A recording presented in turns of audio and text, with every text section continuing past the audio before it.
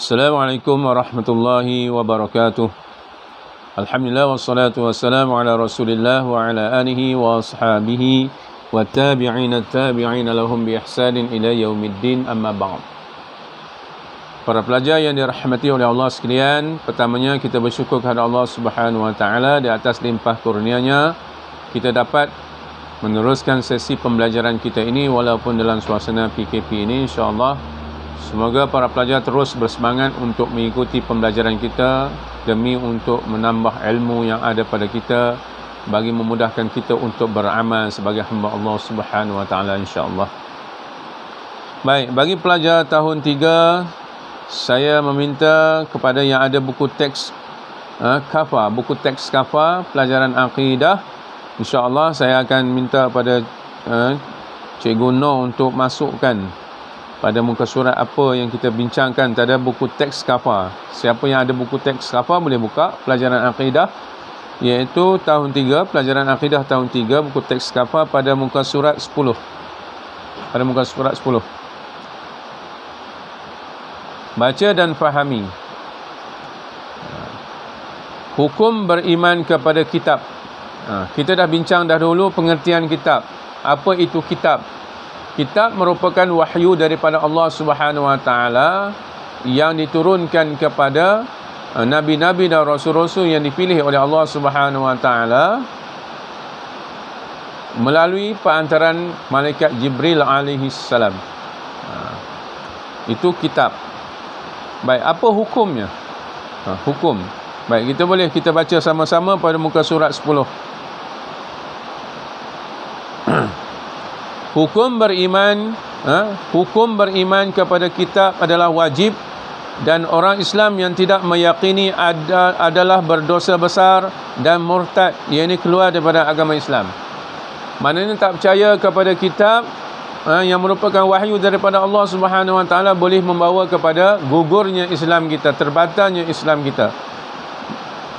Dengan maksud bahawa bila mana kita mengucap dua kalimah syahadah, asyhadu an la ilaha illallah, wajib kita meyakini, wa asyhadu anna Muhammadar Rasulullah, wajib kita meyakini bahawa bukan sekadar kita beriman kepada Allah Subhanahu wa taala dan Nabi Muhammad itu adalah utusan Allah Subhanahu wa taala, kita juga kena beriman bahawa Allah taala menurunkan kitab-kitab kepada rasul-rasulnya. Itu hukum wajib. Wajib maknanya berdosa besar kalau tak percaya. Kenapa ada setengah umat manusia di zaman Nabi dahulu bahawa menganggap bahawa apa yang disampaikan oleh Rasulullah SAW ini, Al-Quran ini bukan Al-Quran, ini adalah merupakan ciptaan Nabi Muhammad SAW. Mereka menganggap bahawa apa yang Nabi sampaikan ini adalah sesuatu yang dicipta oleh Nabi SAW, bukannya wahyu daripada Allah. Sebab itu mereka di kalangan orang-orang yang tidak beriman dengan Allah Subhanahu wa taala dan kitab-kitab yang diturunkan kepada Rasulullah, kitab Al-Quran yang diturunkan kepada Rasulullah. Sebab itu satu dosa yang besar bila mana tidak beriman dengan kitab, khususnya Al-Quran yang diturunkan kepada Rasulullah SAW. Baik, kita baca dalam peta tu. Kitab merupakan undang-undang lengkap yang mengandungi segala permasalahan berhubung dengan masyarakat, ibadah dan akhirat. Umat Islam wajib beriman dengan kitab yang Allah Subhanahu wa taala turunkan. Ada 4 buah kitab yang wajib diketahui, iaitu kitab Zabur, Taurat, Injil dan Al-Quran.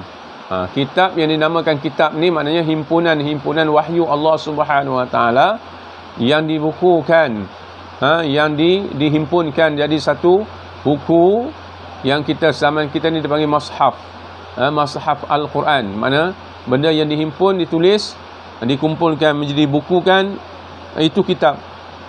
Selain daripada kitab, dia panggil suhuf. Ada wahyu-wahyu Allah yang diberikan kepada rasul-rasul yang lain dalam bentuk suhuf, maknanya lembaran-lembaran tulisan yang tidak dihimpunkan, helaian-helaian tulisan yang tidak dihimpunkan.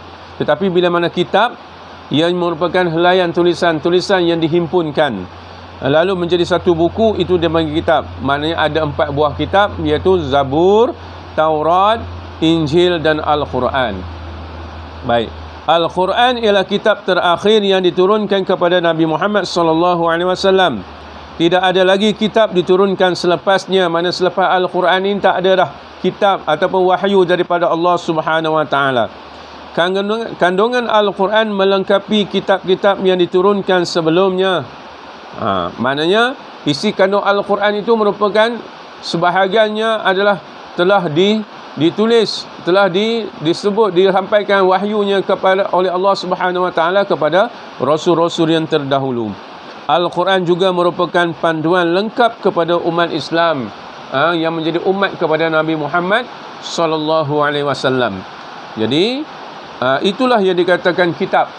Maknanya wajib ke atas kita umat Islam, lebih-lebih lagi umat akhir zaman yang berasulkan Rasul Muhammad sallallahu alaihi wasallam, Nabi Muhammad sallallahu alaihi wasallam, yang ianya menerima kitab daripada Allah, menerima wahyu daripada Allah Subhanahu wa taala, iaitu Al-Quran.